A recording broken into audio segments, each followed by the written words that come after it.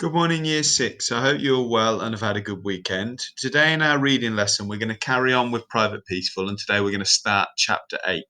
We're going to be trying to build our skills to make inferences from the section, and to be successful in doing that, we need to identify what the question's asking us to identify. We need to consider what we think characters believe and what their actions are showing, and we're going to think about why I might have that belief or why they might why they might believe that. So we're going to try and delve into our knowledge of a character. Then we're going to support the points that we make with evidence from the text where that's possible. Right, guys, to recall, just to revisit elements of Private Peaceful, then. Is this true or false? So let's see. Is Tommy a sergeant major? Is Joe a soldier? Is Molly pleased with the colonel? And Wilfred Owen, would he have liked or disliked the colonel, do you think? I know that one's a little bit subjective, but I think you can probably think about a response, whether that's true or false. So is Tommy a sergeant major? No, no, he's not. We've seen he's just become a soldier. He isn't the sergeant major. He wasn't the man who came to the village and inspired Tommy to join it, was he? That was the sergeant major we saw who talked about the brave boys in Belgium fighting against the Hun, as he termed it. Joe is the soldier. Is that true? No, it's not true. Joe was the one out of the three peaceful brothers who didn't join up and go to fight. Molly pleased with the colonel? No, no. She's very unhappy about the colonel's choice. Insists to force Charlie to join up. And because Charlie joins up, we know that Tommy joins up as well in response. And then Wilfred Owen would have disliked the colonel? I believe so. If you remember that patriotic duty, that phrase that was used by the colonel to explain why the workers on his estate had to sign up if they were able-bodied. That's the kind of phraseology that Wilfred Owen would have disliked. The armchair patriots, the people who say you should go and fight even when they are not able or willing to do so themselves.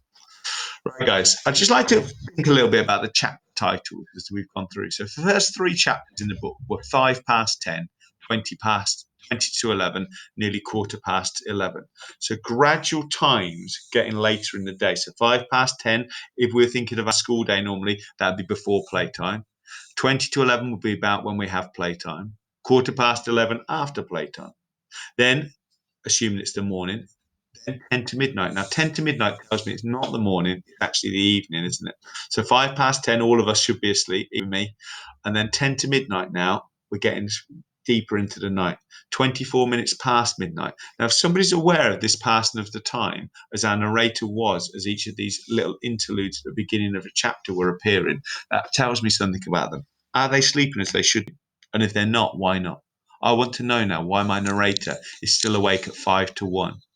28 past 1. And now in our next chapter, it's 14 past 2.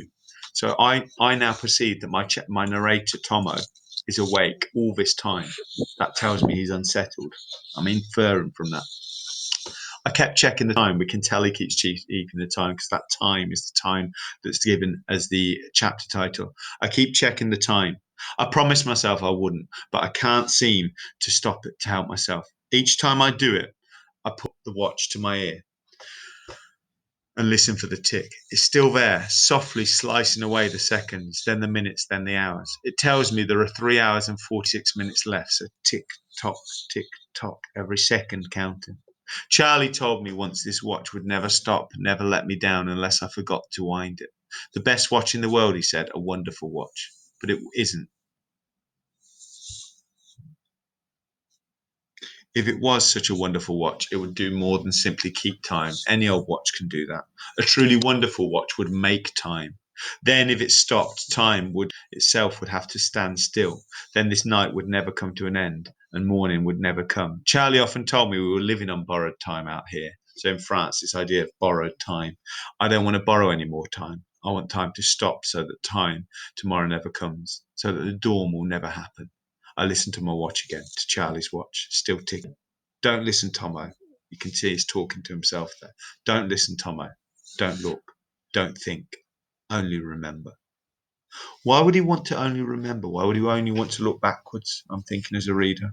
I'm wondering why the past is better than the future. Because although Tommy had Molly and Charlie in the past, he wasn't actually as happy as maybe he'd want to be in his life. So that tells me something about where he is. Within the vocabulary here, then, we're thinking about the phrase of living on borrowed time. Now, Charlie often told me we were living on borrowed time out here. So living on borrowed time, you might have heard there's a phrase, and it kind of means 6 syllables, living on borrowed time. The definition of it is quite a good one. It's kind of continuing beyond the expected endpoint. So when something would be expected to stop, if you carry on doing it, or you're able to carry on doing it, or somebody carries on living, they're living on borrowed time. You should, if you have playtime and it goes on for 2 hours, then an hour of that would be borrowed time that you kind of didn't have entitlement to. The usage then, you might say that after losing to Villa, the Blues manager was living on borrowed time. It doesn't mean that he's having extra playtime. It doesn't mean that he's alive longer. But in this instance, it would mean that he's carrying on in his job for longer than maybe he could be expecting to. Synonyms then, to overstay, to continue. Antonyms would be to conclude or to leave. Okay, guys. Stand still. Look to your front. Peaceful, you horrible little man. Stomaching, chest out, Peaceful. Down in that mud, Peaceful. Where you belong, you nasty little worm. Down. God, Peaceful, is that the best they can send us these days? Vermin, that's what you are. Lousy vermin. And I've got to make a soldier out of you. Of all the names, Sergeant Horrible Hanley bellowed out across the parade ground at Etaples when we first came to France. Peaceful was by far the most frequent. There were 2 Peacefuls in the company, of course, and that made a difference, but it wasn't the main reason. Right from the very start, Sergeant Hanley had it in for Charlie, and that was because Charlie just wouldn't jump through the hoops like the rest of us. And that was because Charlie wasn't frightened of him like the rest of us were. Before we ever came to Etaples, all of us, including Charlie and me, had had an easy ride, a gentle enough baptism into the life of soldiering. In fact, we had several weeks of little else but larks and laughter. On the train to Exeter, Charlie said we could easily pass for twins, that I'd have to watch my step, drop my voice, and behave like a 17-year-old from now. When the time came in front of the recruiting sergeant in the regimental depot, I stood as tall as I could, and Charlie spoke up for me so my voice wouldn't betray me.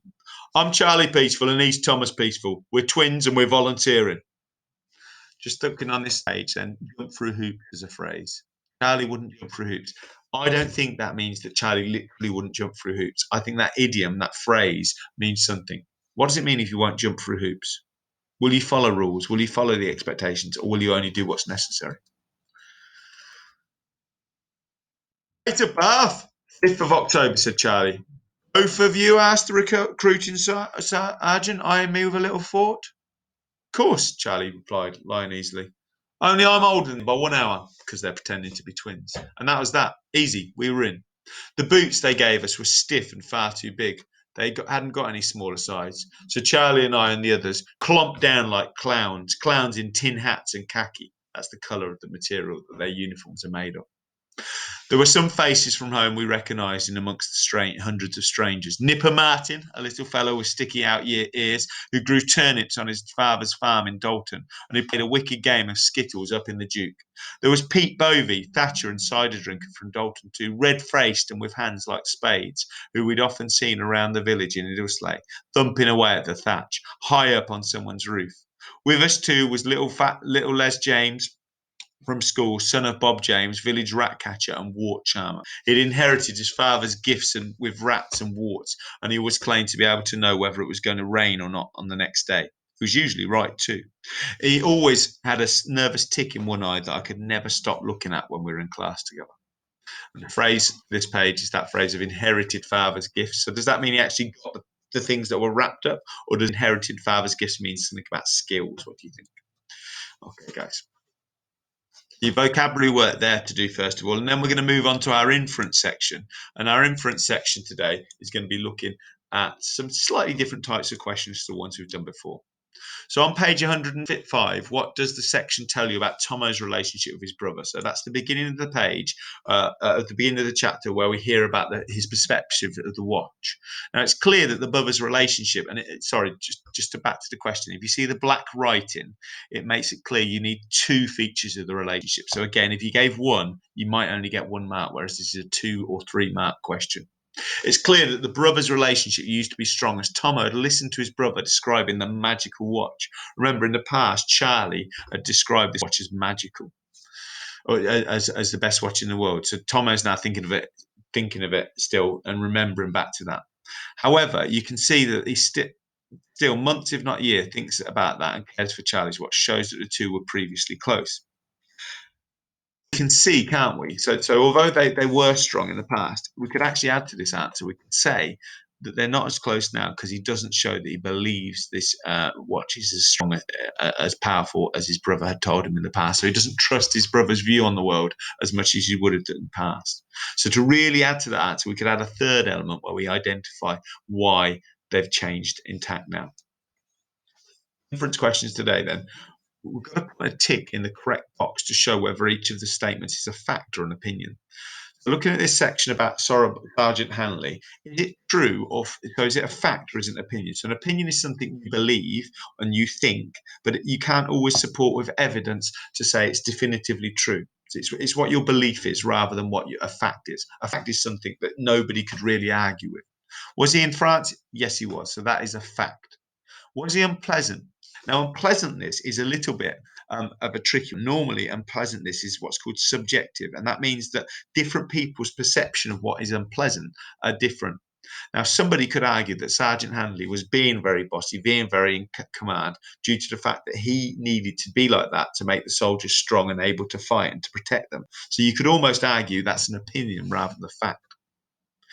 He liked Charlie. What do you think? Well, I think it's actually an opinion that he doesn't like Charlie. I agree that I wouldn't want to be treated as Charlie's being treated by Sergeant Hanley and how Tomo's being treated by Sergeant Hanley. However, I think you can argue that it might be for his benefit. It might be something that he thinks he's doing so that Charlie and Tomo and the other soldiers have a better chance of living. Now, is it true as a fact, or is it an opinion that there were two soldiers in the group of soldiers in the company called Peaceful? Well, that's true. We see that's true. Okay, that's a fact.